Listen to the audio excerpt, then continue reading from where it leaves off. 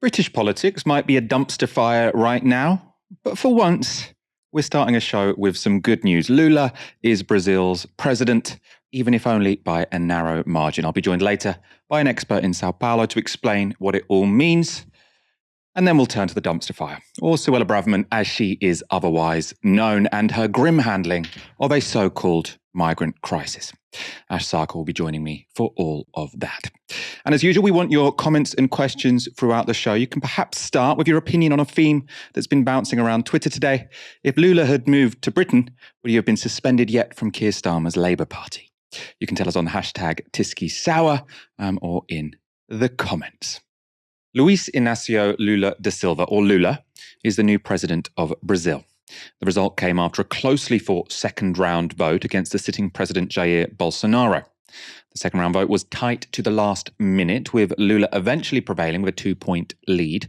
That translates to a 2 million vote majority for Lula, and it marks the first time since Brazil's return to democracy in 1985 that a sitting president has lost an election. Lula's victory was greeted with rapturous celebrations from his supporters. Crowds filled the streets of Sao Paolo, surging along Paulista Avenue in numbers so large they reportedly swamped the mobile phone signal. There were similarly huge crowds in Rio de Janeiro and in Brasilia, as supporters let off steam after a tense few hours waiting for the final results to come through.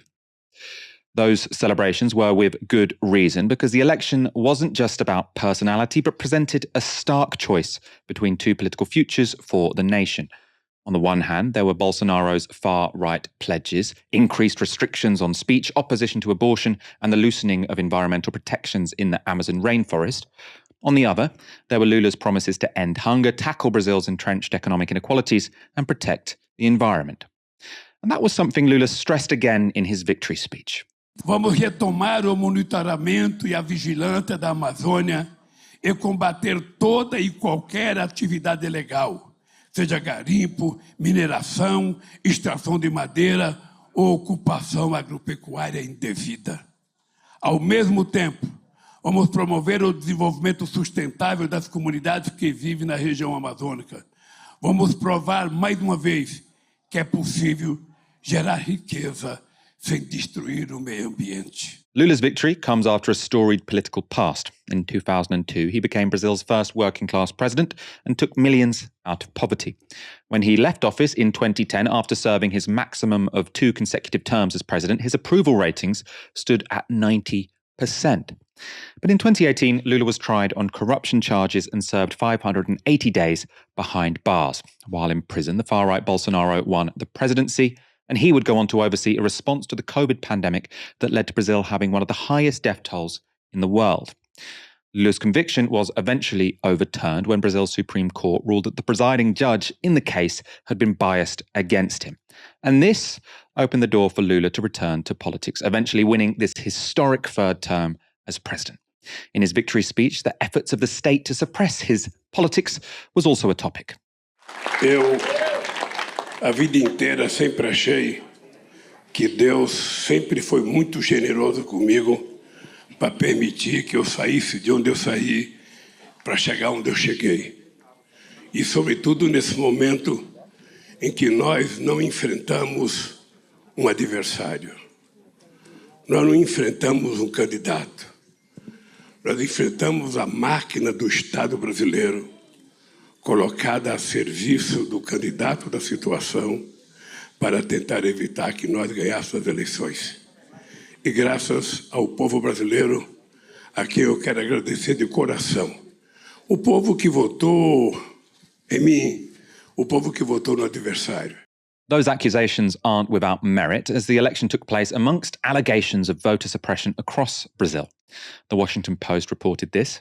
The Federal Highway Police, an organisation closely allied with the right-wing President Jair Bolsonaro, allegedly set up roadblocks to delay voters in the country's impoverished northeast and other centres of support for Lula. G1 and Zero Globo reported Sunday that Bolsonaro asked his Justice Minister, Anderson Torres, to order the operations. Aides to the president hoped that the police would be able to prevent possible transportation of Lula's voters by the Workers' Party, the outlet said. In Brazil, it is illegal for parties to transport voters to polls. Eduardo Bolsonaro, a member of Congress and the president's son, seemed to confirm knowledge of the operation on Twitter. "We have Operation Flip Vote," he tweeted on Sunday. "The Workers' Party has a vote-buying operation and they are upset that the police are working. Number 302 of the Penal Code says it's a crime to buy food and transportation on Election Day. Please let the police work and arrest anyone who wants to stop them." Shortly after these reports emerged, a Supreme Court judge ordered the police to remove the roadblocks. Bolsonaro supporters haven't been shy about displaying their anguish at Lula's win.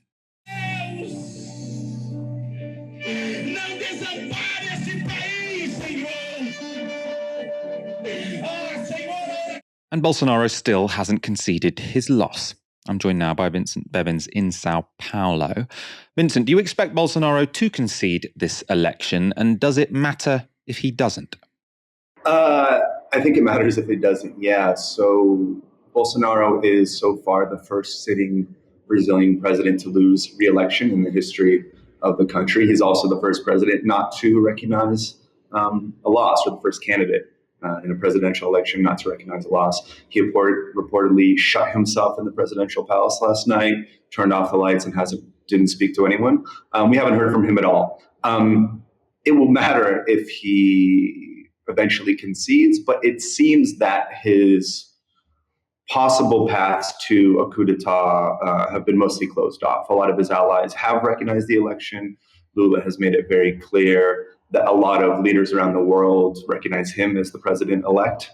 So I don't see an easy way for Bolsonaro to seize power, but the fact that he calls into question in any way or refuses to concede loss, I think that does matter, yeah. Does the closeness of the result matter? Or should we just be thinking, look, a win is a win. Lula won the election. It doesn't matter that it was 51-49. I mean, how nervous are people about the extent of Bolsonaro's support that still exists in the country? Well, I think that we should be very clear that Lula will have a very difficult path ahead of him. We knew that even before last night's results came in. The Bolsonarista bloc in Congress, especially the Senate, will be very strong. Bolsonarismo has control over a lot of state governments. I wrote something about this dynamic for the New York Review of Books last week. And it is disappointing for a lot of pro-democracy Brazilians, progressive Brazilians, even center-right Brazilians that believe in the Constitution, that 49% of the country voted for Jair Bolsonaro. So that is a real challenge going forward. At the same time, no sitting president has ever lost at all. There are ways in Brazilian politics, and this is true across a lot of South America, to spend a lot of money in the last few months before the election in the attempt to convert a lot of voters to your side in the last minute. Bolsonaro did this at an unprecedented scale. So he really put his foot on the gas pedal of what could be called attempted vote buying, probably breaking laws in the process. So the surprise to me, the big story, is that Lula's back. He was allowed to run for president, and that a sitting Brazilian president has been voted out. And let's talk about Lula as president and what's he going to do? What were the key planks that he stood on in this election? So Lula didn't elaborate that much in terms of concrete plans. His main message was, and I can understand why this would be his main message because it was an effective one. He said very often, "Do you remember when I was president? It was better. You had enough to eat. Let's get food back on the table." So in order to accomplish that, he has quite a difficult path ahead of him. The economic situation is much more difficult than it was in 2003 when he took over for the first time. He ruled from 2003 to 2010. He will be dealing with very difficult opposition internally, and a large part of the country that doesn't believe that democracy is the best way to solve problems at all, that believes that Lula shouldn't be in there no matter what people voted for. So he's going to have to create a congressional coalition, which is something that every president has to do. Lula is historically good at that, but he has also a historically difficult task ahead of him in doing so. And is that because, as I understand it, he's got a pretty sort of motley crew when it comes to his coalition in Parliament? He's sort of allied with, including up to the centre-right, I think, lots of people who thought Lula we don't really share his politics, but at least he's not Bolsonaro. He'll sort of respect the constitution a bit more. But now Lula is elected, they might start becoming more of an internal opposition. Is that correct?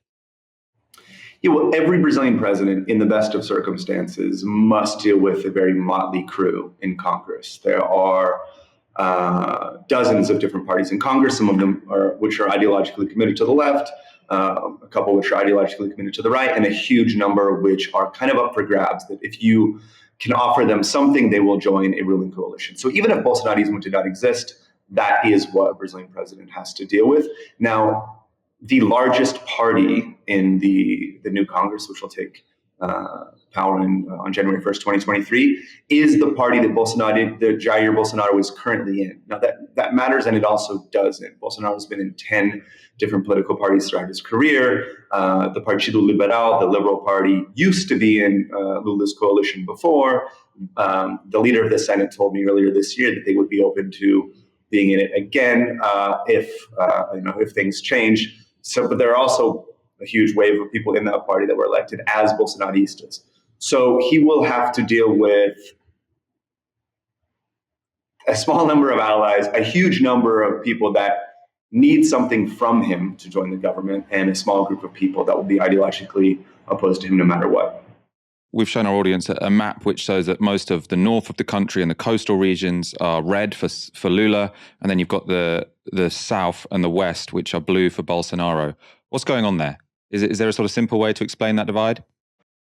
The agricultural heartland is pro-Bolsonaro. The interiors, so the areas outside of the cities in the rich southeast, are pro-Bolsonaro. And the northeast, which is historically poor, where Lula comes from, and which was quite especially benefited by Lula's social programs in the last 20 years, is very pro-PT. That's the simplest way to put it. Now, at the same time, Sao Paolo, the largest city in the country, the economic powerhouse of the country, went for Lula, 53-47, while this state went to Bolsonaro. So that's the best way to understand it, is the parts of the country that rely on exploitation of Brazilian natural resources, the agricultural heartland, have become quite solidly Bolsonarista, whereas Lula is historically strong in the historically poor Northeast. And then in the cities, you have more support for Lula than you do in the countryside.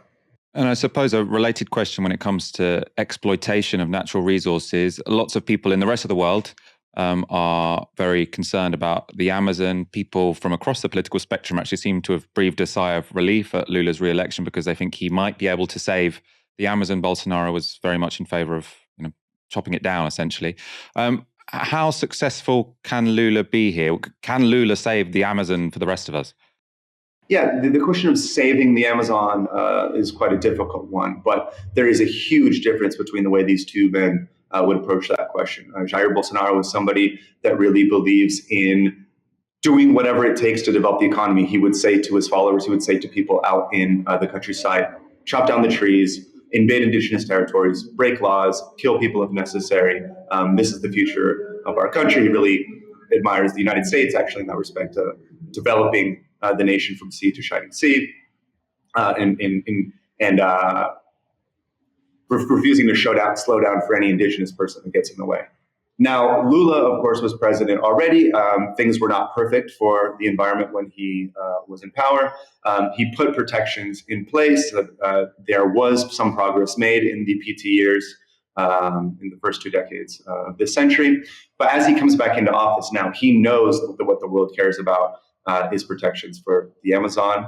He's going to work very hard with partners in Brazil and with partners around the world to try to put together a very robust package. So he's going to devote a lot of energy to this. A lot of times, this issue is very difficult to solve from the capital in Brasilia. It really has a lot to do with local dynamics on the ground, the economic incentives faced by the small agricultural producers and local economic actors in the Amazon. So it's a very difficult question to tackle, but he's going to try to put together something with the international community.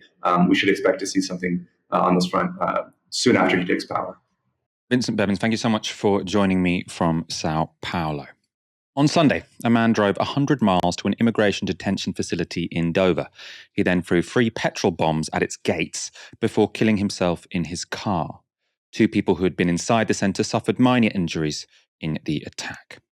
This image, taken by a photographer on the scene, shows the attacker throwing the second petrol bomb device from his car. As you can see, it looks like a petrol canister with a firework taped to it, so not particularly high-tech. Dangerous nonetheless. A wider angle shows the fire from the first device as the second one is thrown.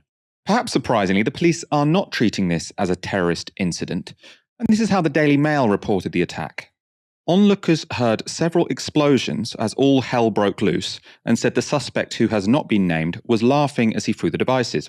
2 people inside the centre suffered minor injuries. A motive for the attack remains unclear. Now, given the suspect drove 100 miles to throw an incendiary device specifically at a centre known for processing migrants, I'm not sure it should be difficult to decipher a motive here.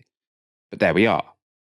The attack follows widespread negative coverage of migrants crossing the Channel, but it doesn't seem to have tempered headline writers in Britain. This was the Telegraph's front page the morning after the attack. So you can see here, migrants side by side in hotels with public. So this is the scare story. You might have to stay in a hotel next to a migrant the day after that attack. And by the morning interview rounds, the attack had become a mere footnote to the so-called migrant crisis. Julia Hartley-Brewer is here interviewing Natalie Elphicke, the Conservative MP for Dover. We are in extraordinary times. I mean, so many developments when it comes to this story over the weekend, not just hitting that 40,000. We know those official figures will show later today. But the horrific petrol bomb attack on the Manston Migrant Processing Centre, which did injure some, very, very frightening. The man then later went and committed suicide in his car. The pressure on hotels, tens of thousands of these largely young men being put up in hotels. The Daily Telegraph reporting that migrants are going to be side by side with the public in hotels instead of whole hotels being bought up. Millions, even billions over the year being spent on this. Why do you think the government hasn't got to grips with this? Well, I mean, the small boats crisis is clearly out of control and an entirely fresh approach is now needed. What's been happening is simply not working. And I think that's for 2 reasons. Firstly, because every single attempt to get on top of this crossing is delayed or thwarted by a rag bag of people who seem to want open borders and don't seem to want us to get a grip on this particular situation. Are you talking about the human rights lawyers, the various charities helping these people?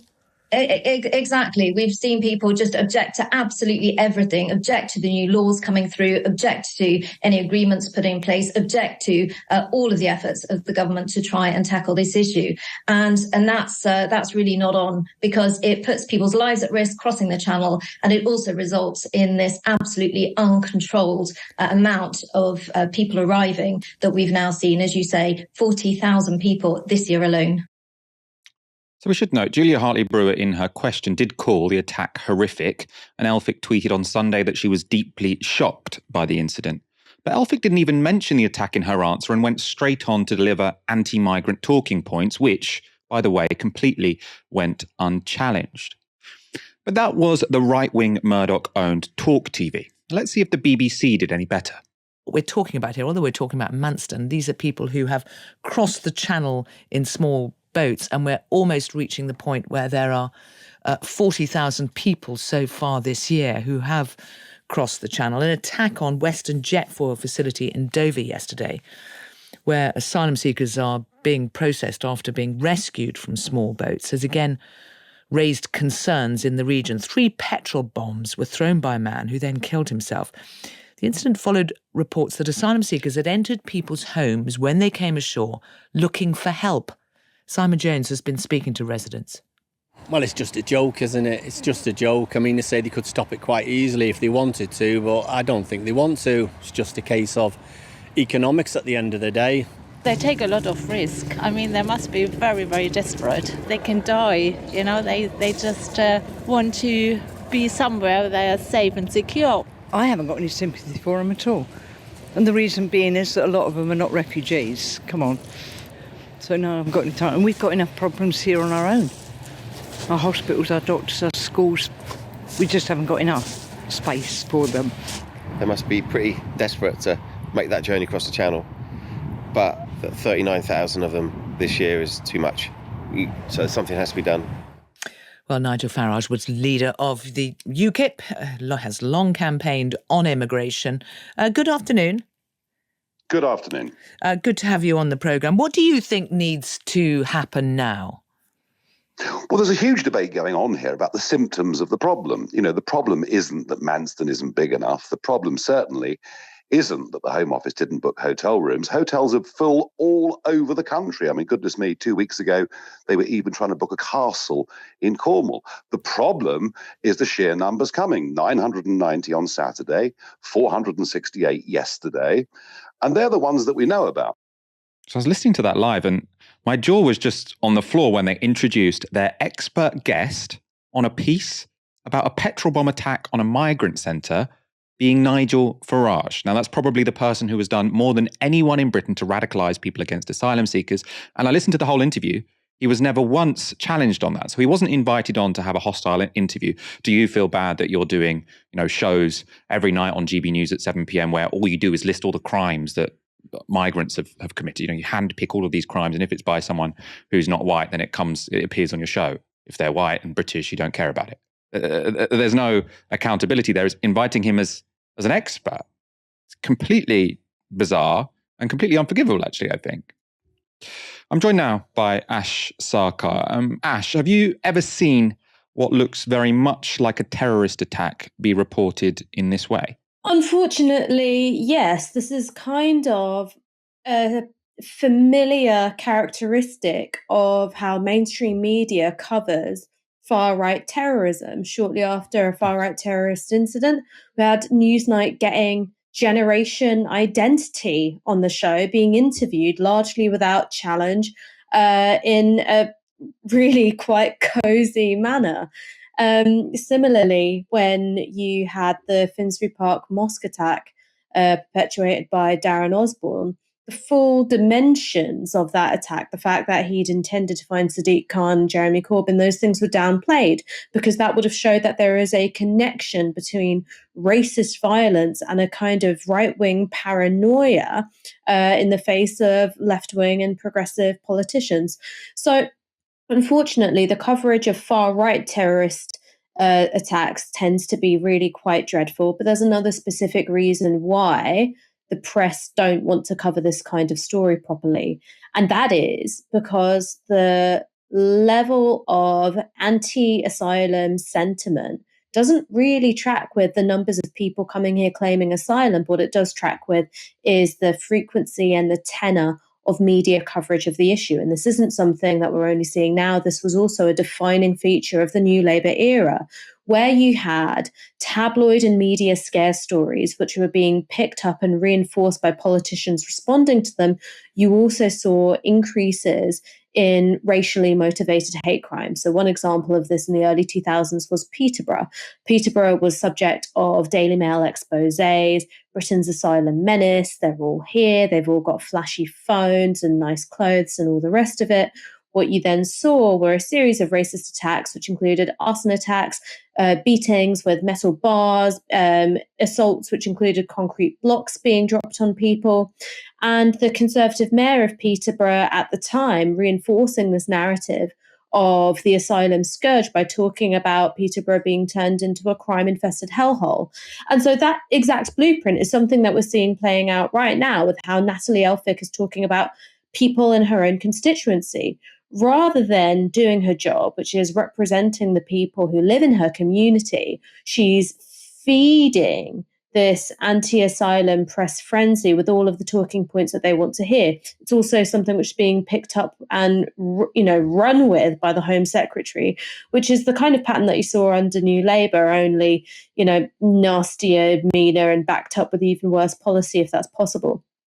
Everything that Nigel Farage has said, by the way, is total horseshit. The reason why there is so much overcrowding in asylum detention and processing facilities at the moment is because there is a massive backlog with dealing with the cases. And the backlog is not something which has a strong correlation to the number of people coming over in small boat crossings or indeed seeking asylum through other means. The backlog is because the Conservatives do not want to look like they are helping people claim asylum, whereas most people who come to this country, they do have genuine asylum claims, and the Home Office is doing their best to restrict their access to legal representation and restrict their ability to claim the asylum that they are lawfully entitled to.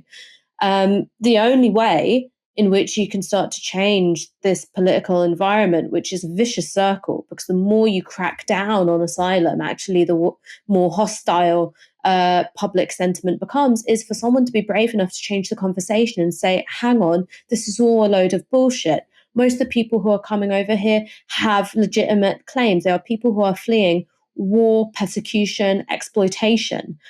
People who are coming here, yes, they may be coming from France, but that's because, one, actually most people don't. They stay in countries like France, they stay in countries like Germany, they stay in countries like Italy, but they come here because either they've got family or kinship ties, which mean that they could have support while they're here, or they have familiarity with the language, or they believe Britain's self-image that it projects around the world, that we're much more tolerant than other countries. So people come here looking for us to fulfill our duty of care, and instead what they find is a howling xenophobic shit show, because for decades now, the press and politicians have colluded to create the nastiest and most violent environment possible for people seeking asylum here.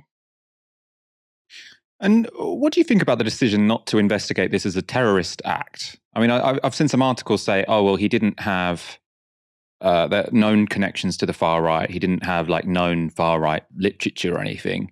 But I mean, does he watch GB News? Because GB News at the moment is just all about how migrants are this invading horde of criminals, right? Now, obviously, GB News doesn't tell you to go throw bombs at asylum seekers. I wouldn't want to imply they did. But in terms of radicalization, the ideology behind hating migrants, seeing them as a threat and seeing them as a violent threat, actually, is in the mainstream. Did you have the Daily Express? It just seems odd to me that this isn't being called a terrorist attack. I suppose that, the one argument you could make is that it didn't seem very planned. I mean, it wasn't a very sophisticated device, but I wasn't aware that was actually a precondition for terrorism anyway. People commit terrorist acts with knives. That's not a sophisticated device. I mean, what do you make of that decision, Ash? Well, look, you don't have to be a sociologist to know that terrorism is a constructed category of crime, because when you label something terrorism, what you say is that there is a problem here of ideological motivation, and it is bigger than the single individual or individuals who carried out this particular act of violence or this particular criminal offence. And so what gets labelled as terrorism and what doesn't is obviously hugely politically motivated and also limited. And you're right, if you were to look at this as a terrorist incident, even if he doesn't have direct links with known far-right hate organisations, you would say, well, where did he get this ideology? It's the mainstream media. And then you would have to ask questions about whether or not our mainstream media is fit for purpose and whether or not we should start introducing regulations in our media environment which allow communities the same protections that individuals are afforded. That's something which was rejected out of hand by IPSO and Ofcom after the Leveson inquiry. And it means effectively that you can smear whole communities of people with impunity because they don't have recourse to the same kinds of defamation law that individuals do.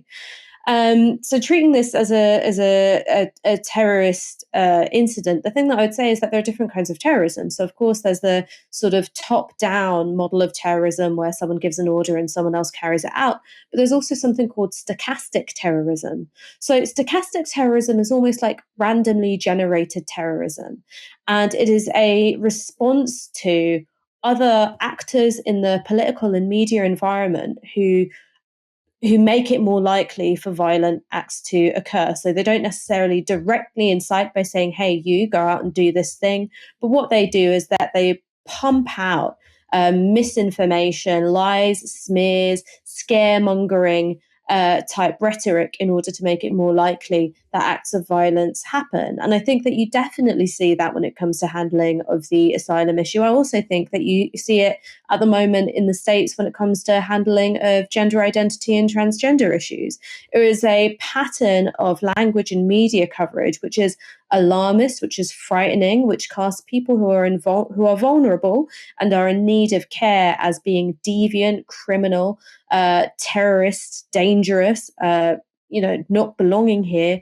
And if you keep pumping that into the public sphere, what do you expect people to do? Because, if you believe what the media are saying, if you believe what the Home Secretary is saying, she literally said today in the Commons that there is an invasion happening on our south coast. And if you believe those things and take them seriously, well, what wouldn't you do? What wouldn't you find morally justifiable? What act of violence wouldn't you undertake to protect what you see as your homeland? So these are all consequences of an intensely racist, xenophobic, and hateful media environment, which makes acts of terrorism a lot more likely. The Manston Asylum Centre in Kent has the capacity to hold a maximum of 1,600 people, and any one person should be kept there for a maximum of 24 hours. But as of last night, there were 4,000 people detained at the centre, with some families having been kept there for 3 to 4 weeks. The conditions sound appalling, with families sleeping on mats on the floor, and there have been outbreaks of scabies and diphtheria. That's a highly contagious and potentially very serious bacterial infection. So how did this horrid situation arise? Well, according to the Sunday Times, this is all happening because Suella Braverman refused to book alternative accommodation for asylum seekers, and so Manston could not move them on. And apparently that was even after Braverman was advised by multiple civil servants that to continue detaining migrants in Manston would be a breach of the law. The Sunday Times quoted a number of sources with knowledge of the situation. One told them this. 3 weeks ago, she was told directly by Home Office officials of the illegality of the site. It is an unofficial detention centre. She knew exactly what she was doing, and she still went ahead with it. She was also told at the same time that this could lead to a public inquiry. So another source, this time a senior Whitehall source, said this. The law has been broken. It is an entirely illegal situation. You can't just detain people. The department is basically in despair. And then they have a government source saying this. When they get there, people are supposed to be processed and then released.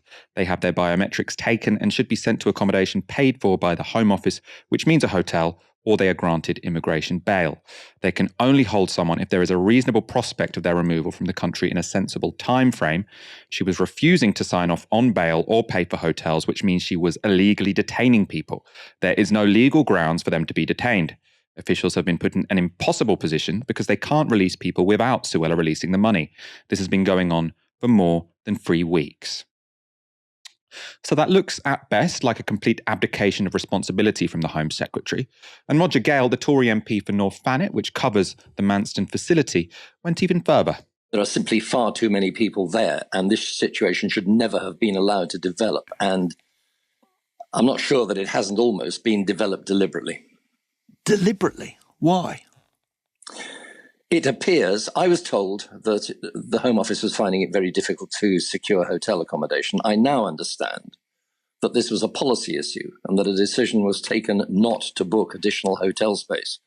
Now, Nick, that's like driving a car down a motorway, seeing the motorway clear ahead, then there's a car crash, and then suddenly there's a 5-mile tailback. The car crash was the decision not to book more hotel space. A decision, to be clear, taken directly by the Home Secretary? I believe that is so, but I'm not sure which Home Secretary, whether it was Miss Patel or Mrs. Braverman. As for which Home Secretary is responsible, Alex Wickham at Bloomberg has since said this. Sources say there is a clear paper trail of emails showing Patel kept the hotel policy, Braverman stopped it against advice, and Shapps then reinstated it. This will emerge at an inquiry and show Braverman acted unlawfully, multiple sources say. Now, it's been suggested the motive for such a decision could be to try and deter more asylum seekers crossing the Channel, or to encourage Home Office staff to speed up the processing of migrants. Now, neither seem like they would plausibly work. People have already risked their lives to come here, and the reason processing has slowed to a snail's pace is because of budget cuts, not workers dragging their heels. Braverman was today asked an urgent question in the House of Commons, where she said this about the accusations that she'd ignored legal advice. I foresaw the concerns at Manston in September and deployed additional resource and personnel to deliver a rapid increase in emergency accommodation. To be clear, like the majority of the British people, I am very concerned about hotels, but I have never blocked their usage. Indeed, since I took over, 12,000 people have arrived, 9,500 people have been transferred out of Manston or Western Jetfoil, many of them into hotels. And I've never ignored legal advice. As a former Attorney General, I know the importance of taking legal advice into account. At every point, Madam Deputy Speaker, I have worked hard to find alternative accommodation to relieve the pressure at Manston. What I have refused to do is to prematurely release thousands of people into local communities without having anywhere for them to stay. She said quite categorically she hasn't ignored legal advice. Now, we've heard a lot about lying to the Commons being breach of the ministerial code and people having to resign. Now, there's a lot of sources saying she did ignore legal advice, and she's saying to Parliament she didn't. So, that could be a developing story. I don't know. Later, in the response to questioning by Shadow Home Secretary Yvette Cooper, Braverman pulled out this shocker.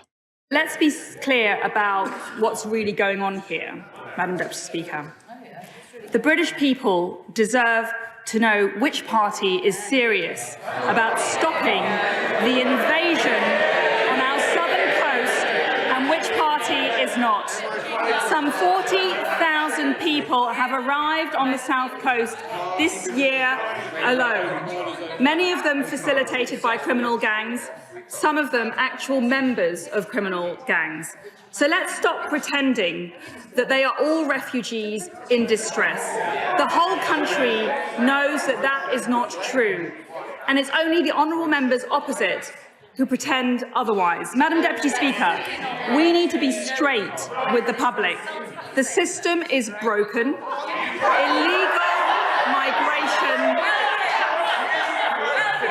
Illegal migration is out of control, and too many people are more interested in playing political parlour games,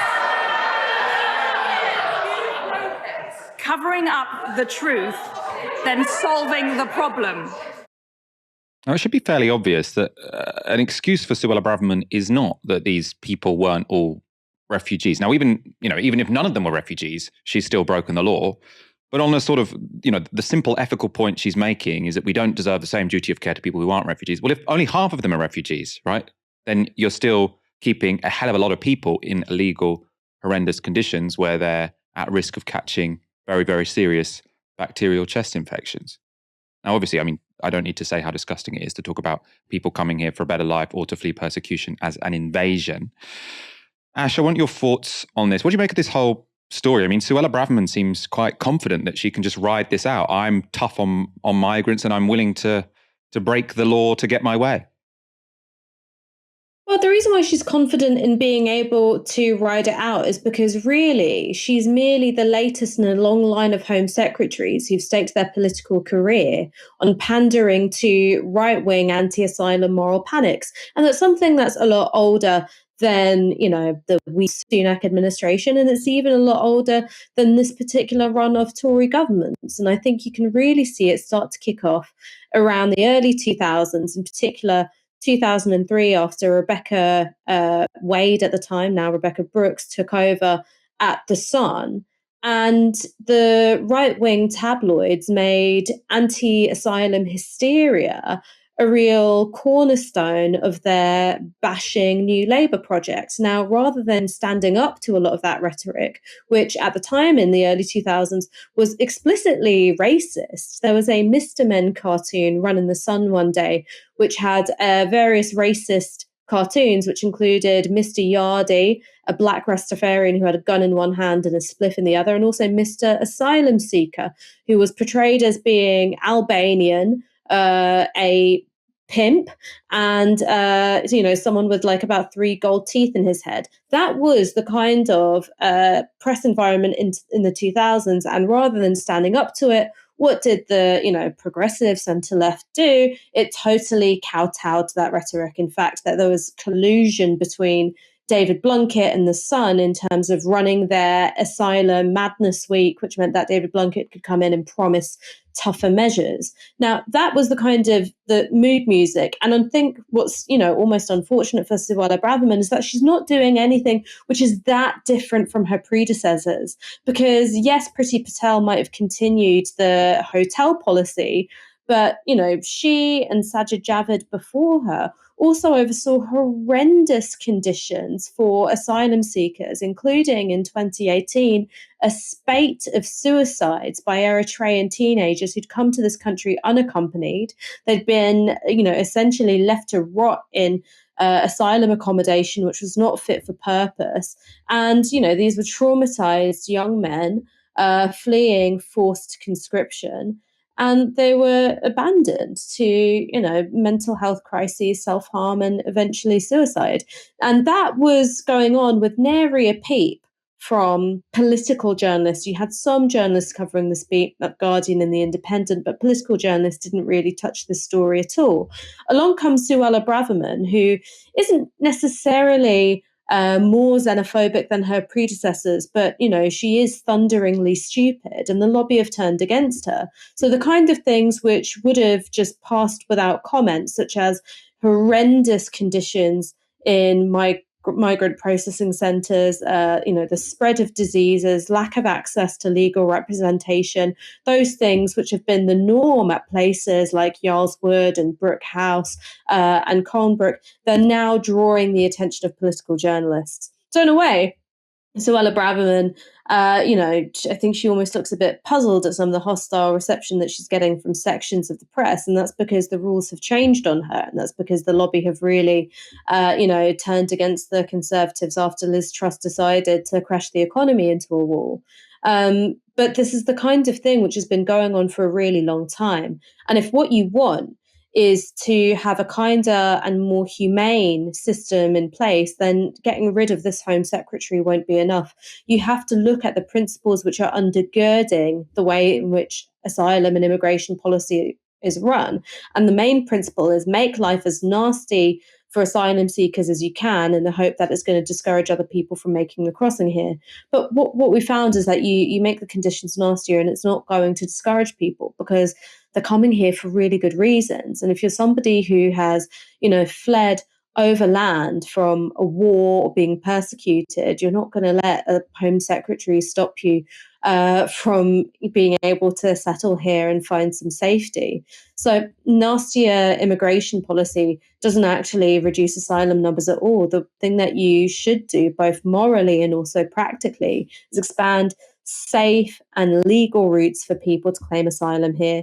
You manage as many claims in the community as you possibly can, so you don't treat people, like they're prisoners and lock them up for indefinite periods of time. And also change some of the law, allow asylum seekers to work while their claims are being processed, because then you bring them into the regulated legal economy, which means that they've got minimum wage provisions, workers' statutory rights, and it means that there's less pressure on the welfare system and you're not forcing them into the grey or the underground or the unregulated economy. These are all common sense policies, but because it flies in the face of the narrative which has been built up for well over 20 years now, there aren't going to be politicians who are brave enough to stand up for it.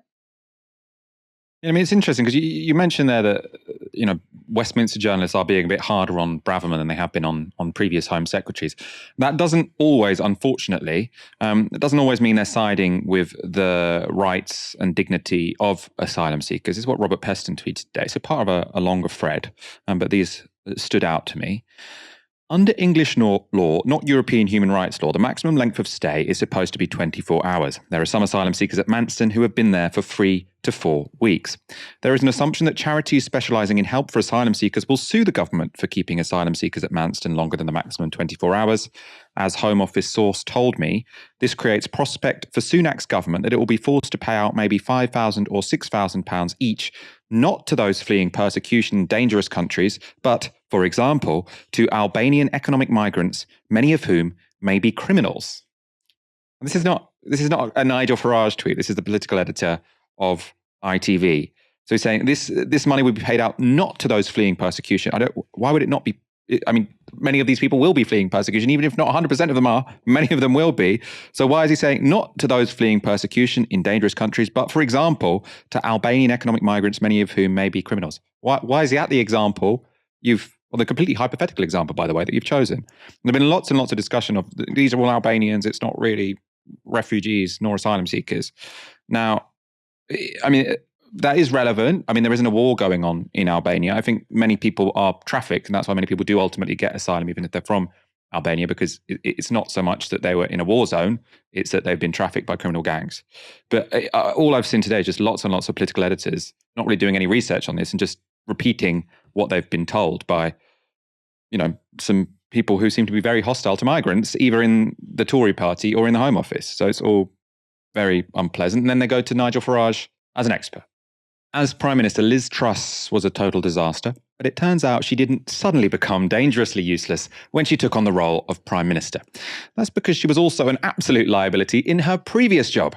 The Mail on Sunday has reported this. So Kremlin hacked Truss's mobile, and then the subheading, blackmail fears as Putin's spies are suspected of stealing messages from ex-PM's phone, now locked in a safe.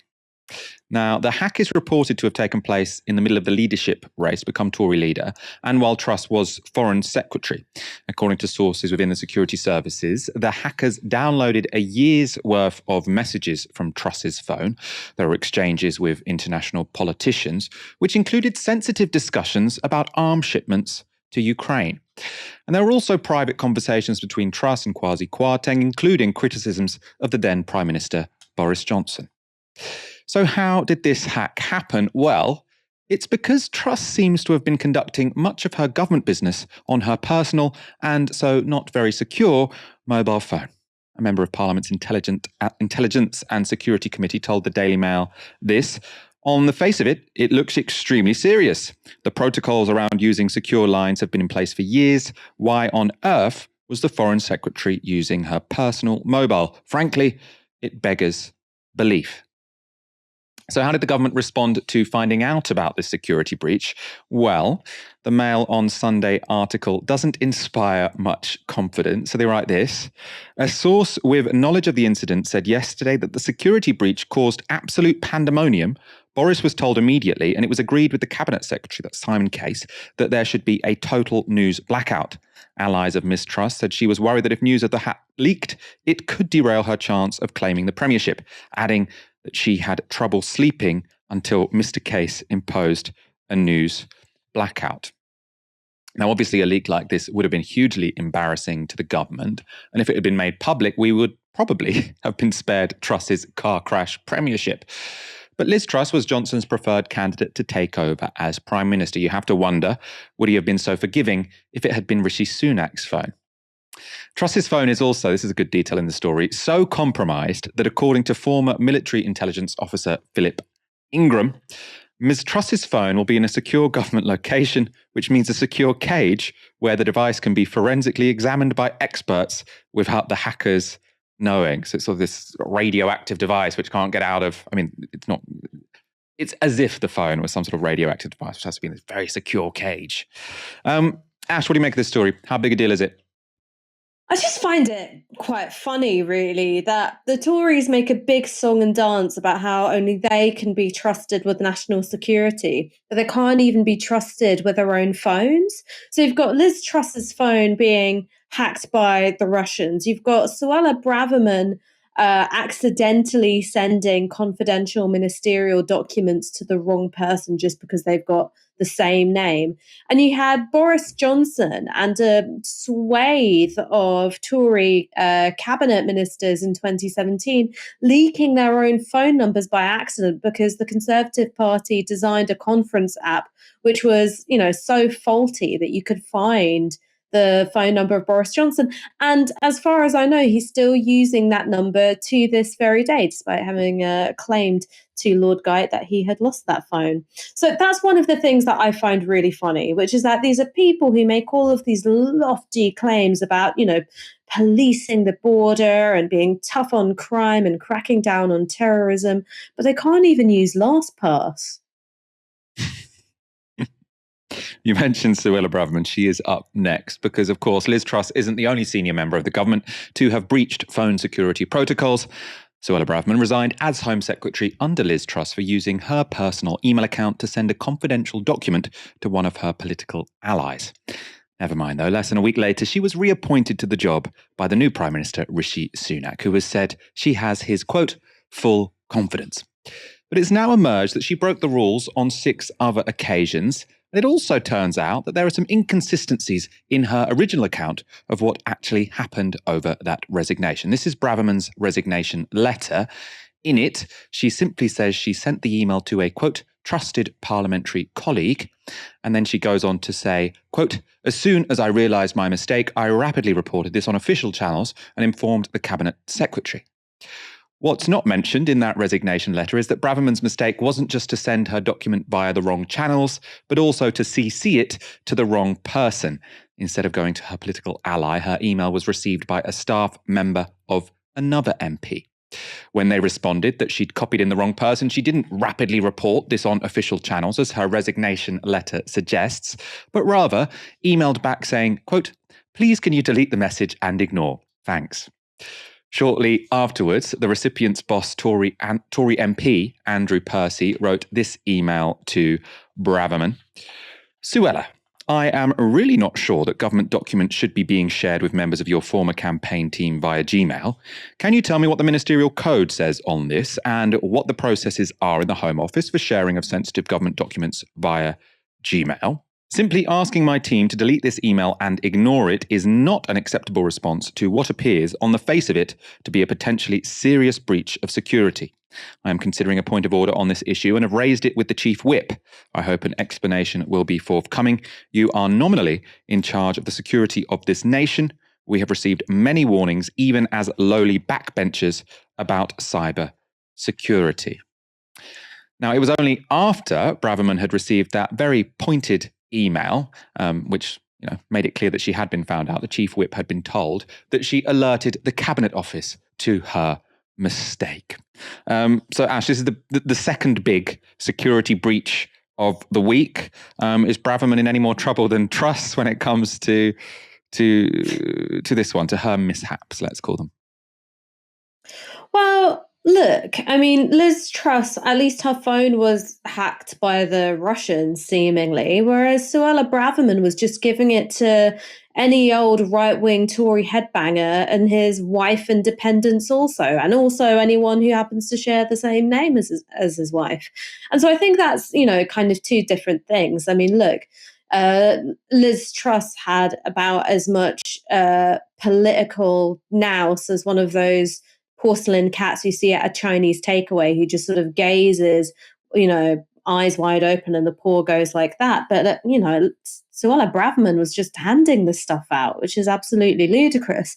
And I think this also tells you something about who's really, designing her policy platform and the nature of her rhetoric.